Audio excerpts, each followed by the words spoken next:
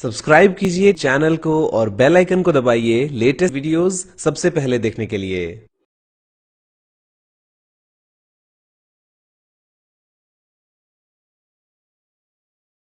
दोस्तों आज के इस वीडियो में हम बात करने वाले हैं एफआईआर करने से लेकर सज़ा होने तक के प्रोसेस के बारे में।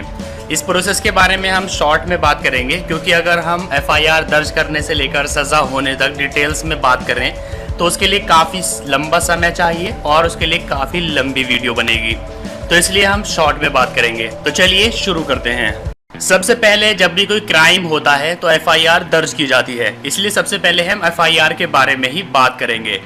जब भी कोई कॉग्निजेबल क्राइम यानी कोई गंभीर अपराध होता है, जैसे हत्या, बलात्कार, लूट वगैरह, तो सबसे पहले पुलिस सीआरपीसी सेक्शन 154 के तहत केस दर्ज करती है। एफआईआर दर्ज करने के बाद मुजरिम की गिरफ्तारी होती है और गिरफ्तारी से 60 या 90 दिनों के अंदर अंदर जांच एजेंसी को चार्जशीट दाखिल करनी होती है। अगर किसी मामले में 10 साल या उससे ज़्यादा की सज़ा का प्रोविज़न है तो पुलिस को चार्जशीट दाखिल करने के लिए 90 दिनों का समय दिया जाता है, जबकि अगर कोई ऐसा क्राइम किया गया है जिसकी सज़ा 10 साल से कम है तो पुलिस को चार्जशीट दाखिल करने के लिए 60 दिनों का समय दिया जाता है। इस दौरान पुलिस छानबीन करती है। पुलिस छानबीन करने के बाद चार्जशीट फाइल करती है। इसलिए चलिए अब हम बात करते हैं चार्जशीट के बारे में। चार्जशीट सेक्शन 173 सीआरपीसी के तहत दाखिल की जाती है। गैंग रेप और हत्या जैसे मामलों में 90 दिनों में चार्जशीट दाखिल की जाती है और जो छोटे क्राइम हैं जिनकी सज़ा 10 साल से कम है उनमें चार्जशीट दाखिल करने का समय 60 दिन मिलता है। इस दौरान चार्जशीट दाखिल नहीं होने पर आरोपी को जमानत मिल सकती है। चार्जशीट में कुछ कॉमन चीज़ें शामिल होती है, जैसे कि दोनों पार्टियों का नाम, सूचना की प्रकृति यानी नेचर ऑफ द इंफॉर्मेशन, उन लोगों के नाम जो मामले की परिस्थितियों से परिचित हैं, क्या किसी अपराध का होना प्रतीत होता है, अगर ऐसा है तो किसके द्वारा वो अपराध किया गया है, क्या एक्यूज्ड को गिरफ्तार किया गया है, क्या वो अपने बंधन पर रिहा हुआ है, अगर हाँ तो जिम्मेदारी पर रिहा हुआ है या फिर बिना किसी जिम्मेदारी के रिहा हुआ है, क्या उन्हें धारा 170 के तहत हिरासत में भेज दिया गया है, क्या महिला की मेडिकल चेकअप की रिपोर्ट अटैच की हुई है, जहां जांच भारतीय दंड संहिता की धारा 376, धारा 376A, धारा 376B, धारा 376C या फिर धारा 376D के तहत किसी अपराध से जुड़ी हुई है। चार्जशीट के बाद आरोपियों यानी एक्यूज्ड को चार्जशीट की कॉपी दे दी जाती है और फिर चार्ज पर बहस की जाती है। चार्ज पर बहस होने के बाद आरोपियों को या तो आरोप से मुक्त कर दिया जाता है या फिर चार्ज फ्रेम किया जाता है। चार्ज फ्रेम किए जाने के बाद अदालत आरोपी से पूछती है कि क्या उसे अपना गुनाह कबूल है। अगर वो गुनाह कबूल कर लेता है तो उसे उसी वक्त सज़ा सुना दी जाती है, लेकिन आमतौर पर ऐसा होता नहीं है, गुनाह कबूल नहीं किया जाता और अदालत में आरोपी कहता है कि वो ट्रायल फेस करेगा और फिर केस में ट्रायल शुरू हो जाता है। चलिए अब हम बात करते हैं ट्रायल, चार्ज और डिफेंस के बारे में। ट्रायल के दौरान सबसे पहले सरकारी गवाहों के बयान दर्ज किए जाते हैं। अभियोजन पक्ष यानी प्रोसिक्यूटर ने जिन गवाहों की लिस्ट अदालत में सौंपी होती है उनके बयान होते हैं। उनके मैन स्टेटमेंट के बाद आरोपी एक एक करके उनसे जिरह यानी क्रॉस एग्जामिनेशन करता है।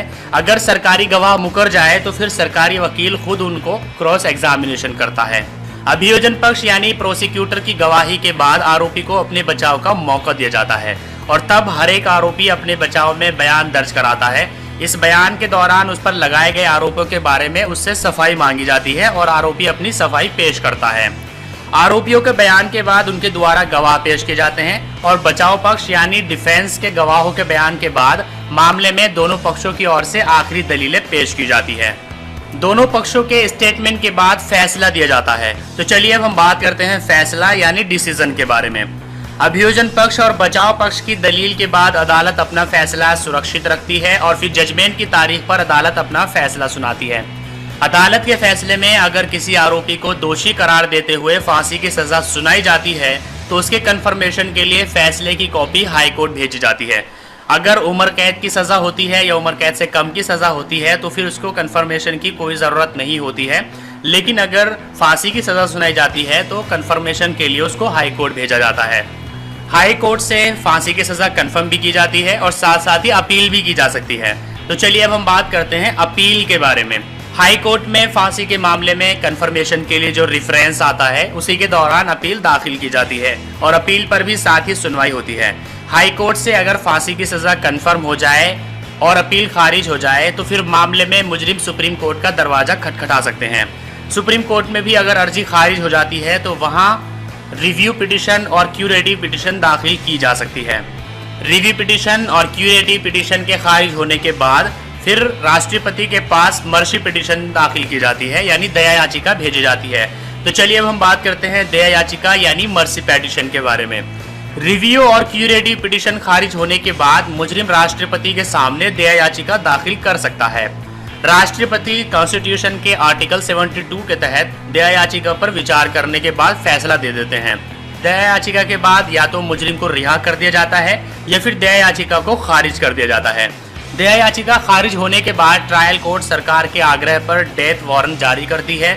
उसमें फांसी की तारीख और वक्त तय होता है और फिर जेल में मुजरिम को फांसी पर लटका दिया जाता है। तो दोस्तों, आज के इस छोटे से वीडियो में आपने FIR फाइल होने से लेकर सजा होने तक के पूरे प्रोसेस को जाना है। अगर हम डिटेल्स में जाएं तो इसमें काफ़ी लंबी डिटेल बनेगी, लेकिन मैंने शॉर्ट में आपको समझा दिया है क्या प्रोसेस होता है। ये पूरा स्ट्रक्चर है, इसी स्ट्रक्चर में जहाँ भी जितना टाइम लगता है इसी स्ट्रक्चर में लगता है।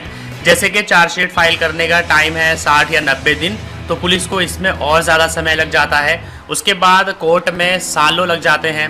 तो जितना भी समय लगता है इन्हीं स्टेप्स में लगता है, लेकिन स्टेप्स यही होते हैं। तो दोस्तों, अगर आपको ये वीडियो अच्छा लगा है तो इसको लाइक करिए, अपने फ्रेंड्स के साथ शेयर करिए, और अगर आपके मन में कोई क्वेश्चन है तो आप नीचे कमेंट करके पूछ सकते हैं। इसके अलावा अगर आपने अभी तक हमारे यूट्यूब चैनल को सब्सक्राइब नहीं किया तो फिर मैं आपको सजेस्ट करूंगा कि अभी हमारे यूट्यूब चैनल को सब्सक्राइब कर लीजिए, ताकि इस तरह के नए नए वीडियोस आपको रोजाना सबसे पहले मिलते रहें।